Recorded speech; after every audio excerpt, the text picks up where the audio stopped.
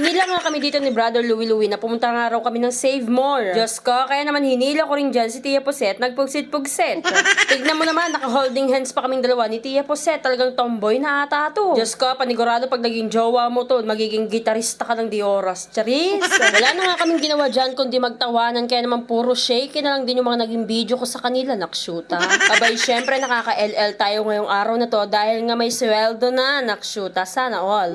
Kaya naman pumunta na rin kami agad dito kahit nasabi ni Tia Poset wala nga daw siyang bibilhin, pero nakshuta nung nakarating kami dito. Diyos ko, gabor pala yung binili. Kung ano-ano nga yung mga binili niya dito sa Watson, tomboy din naman, nakshuta.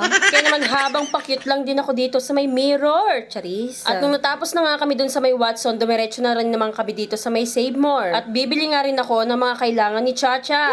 Habang si Tia Poset naman mag-grocery nga din daw siya dahil kahit napilitan lang siya. Kaya nung mga oras na yan, naghiwa-hiwalay muna kaming tatlo at may kanya-kanya nga kaming bibilhin ng mga gamit. Habang ako naman, bibili naman ako ng mga shampoo at mga conditioner ko dyan dahil nga ngarag na yung hair ni Kavava.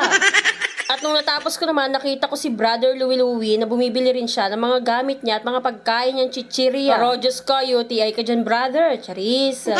At nung natapos na nga kaming mamili, dumiretso na rin naman kami sa may kahera. Mukha lang siyang PWD.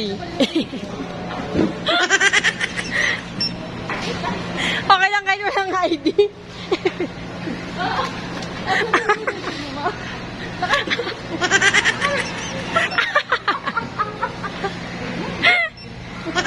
Nakakatuwa nga dito sa may Save More dahil tinanong kami kung may card daw ba kami ng mga PWD at yung senior citizen card. Diyos ko, kahit na mukha kaming matanda hindi pa kami senior. At lalong hindi pa naman kami PWD dahil matino pa naman kami kahit papano, nakshuta. Kaya naman sabi namin kay ate, pwede bang kahit walang card, actual na lang kaming maging PWD. Itong kasama ko nga nangisay-ngisay na.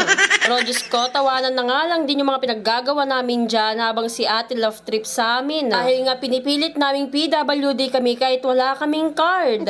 Diyos ko, mamatay-matay si ate, kakatawa sa amin. Nung natapos na nga si Tia Poset na magbayad, sumunod na rin naman na ako. Diyos ko, yung mga binili ko sobrang mamahal. Kaya naman naka 1,000 plus na rin agad ako dyan. At wala nga rin ako naipakita ang mga card ko dyan, kaya naman nangisay na lang din ako, nakshuta.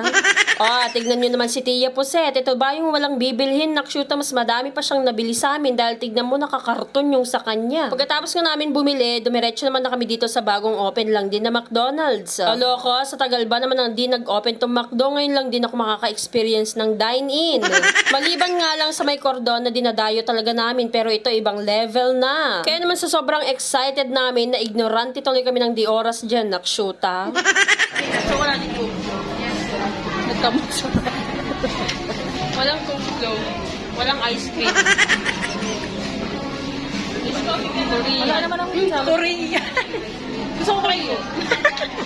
Hindi mo maintindihan. Nakaingot ka, Bids. Ha? Wala tayo sa Korea kaya ayaw niya mapindot. Wala, nagda-dial na siya. Hello?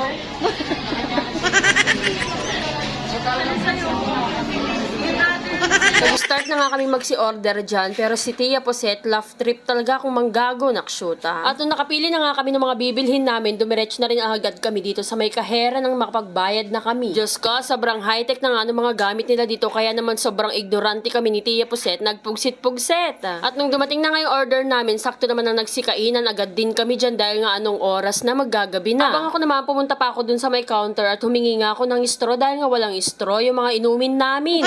Diyos ko, sinabihan nga ako na strawless na nga daw sila ngayon. Kaya naman itong paper bag na lang yung hiningi ko dahil nga take out ko to kay Chacha at kay Dada. Nag-start na nga ako magkain-kain dyan habang yung dalawa naman panay pa rin ang chismisan.